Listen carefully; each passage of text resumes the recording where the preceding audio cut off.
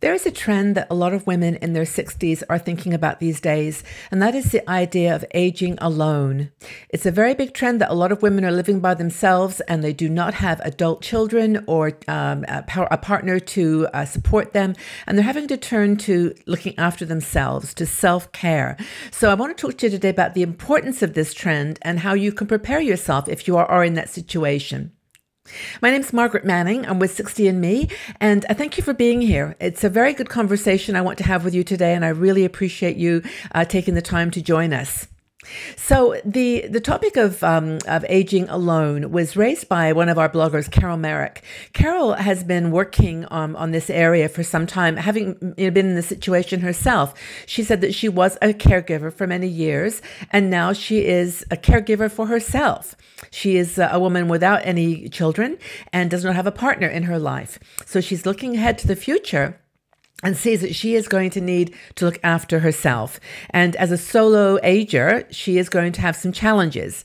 So I want to talk to you today a bit about this trend and how Carol is dealing with it and some resources that she has identified that might be of value to you. I think it's a very, very important topic. And even if you do have adult children, they may not live near you. And if you have had a partner, you might be divorced. So there's a lot of variations on this theme. But given the fact that there are many women who are just on their own as they are aging, it's a very important one. So what are the kinds of things you have to think about? Well, of course, there's medical emergencies. There's situations where you will just need someone potentially to help you.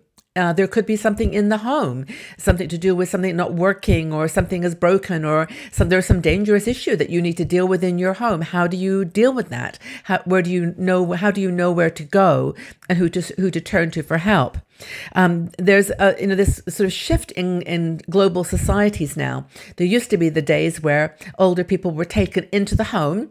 The children looked after them and, well, they brought them into their home and gave them a place to stay where they were safe and protected and looked after. Because, we all know that even though we're strong and independent and all those things as an older woman, we often have areas and times where we need some help.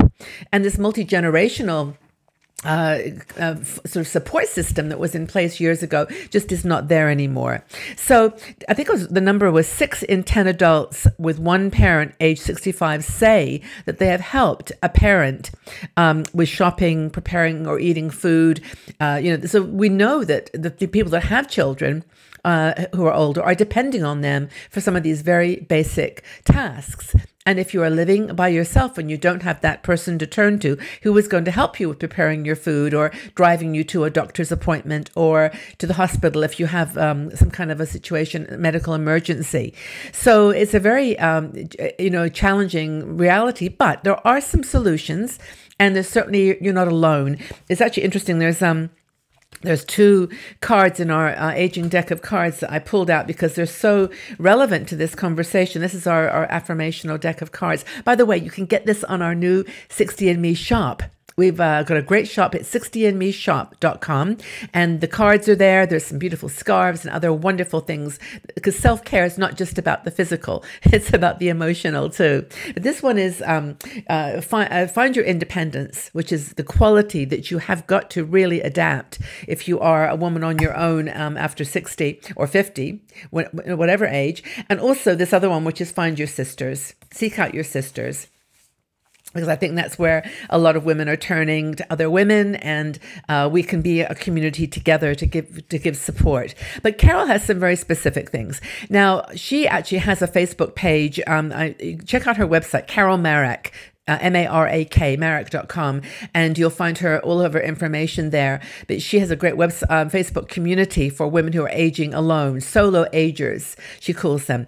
And there are things like your doctor's appointments I mentioned, but also legal documents. I mean, for example, do you have your will? Have you got a will? Have you written down your thoughts about anything that could potentially happen to you because of an illness or some mobility concern? So who will take care of you when you get sick? Now, one thing that Carol mentions, and this is on her website, you can check it out because it's a very interesting program. I had never heard of this before, but it's called Family Caregivers Benefit Plan. And it's an app that gives you access to professionals. And Carol, I trust her because she's actually been a blogger with us now for many years. And I know that her heart and soul is in this business of helping solo agers get the security that they need. They haven't got an adult child or they haven't got a partner who's going to help them with those medical issues, with the food, with the household concerns. But she's come up with this, she discovered this group called the Family Caregivers Benefit Plan.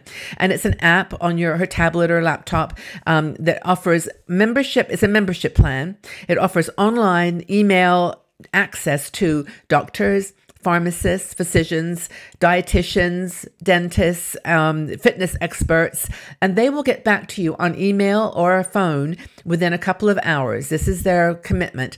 It's not incredibly expensive. I'm sorry I don't have the exact amount, but check out on Carol's website. It's a monthly membership, but you have access to these people, and you can phone them up and talk to them about, I have this medical issue. I'm a little bit worried about this. What do I do?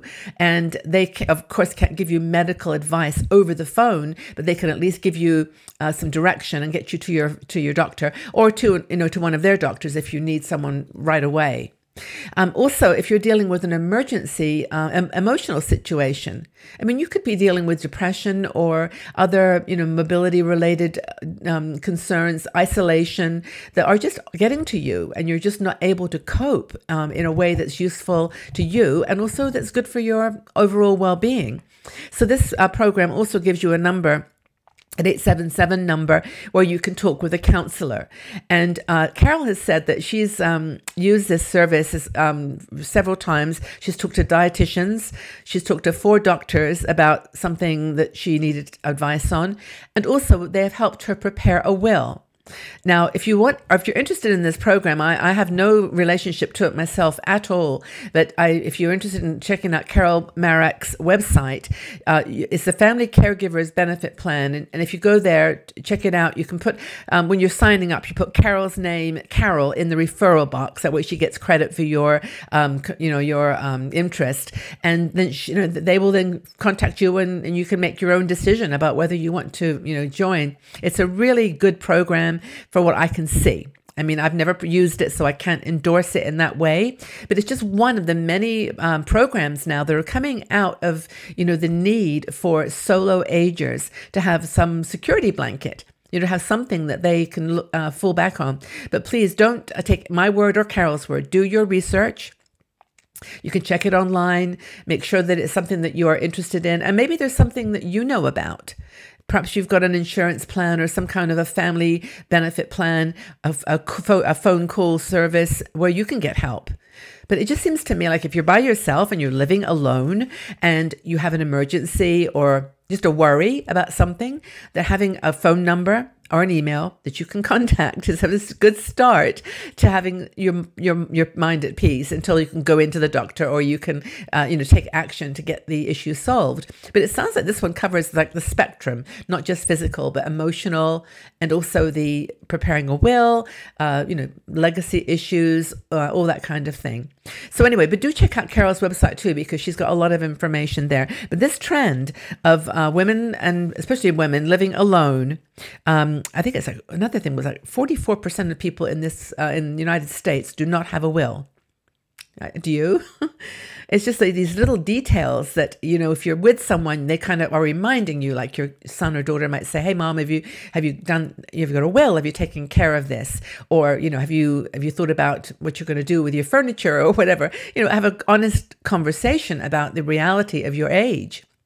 And that, well, we're at risk all the time. We don't have, nothing is guaranteed in this crazy life, but it's good to be prepared. So thanks, Carol, so much for this article. Check out her website, carolmarek.com, and see what she says about this program. She's got lots of other documents, resources, aging alone, different co-housing, co-living arrangements. So you might find some more information there that is of value.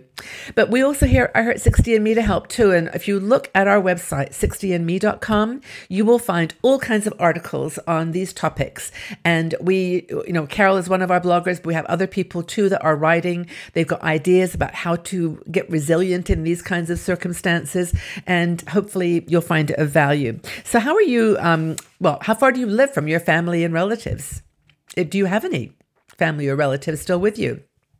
I mean, are you prepared for situations that might arise in your home where you might need some help? I hope that everybody's okay. I do know how this kind of worries me sometimes, because I know I'm talking to you and there's thousands of you listening, and it's really important that you know that we care, and that if we've got any questions, please leave them in the section below. We'll do our best to check out. But if you're a solo ager, how are you doing? Or how are you feeling you're prepared? So again, thanks a lot for being here. Thanks for your support as always, and look forward to chatting with you again in the future. But take care for now. Bye-bye.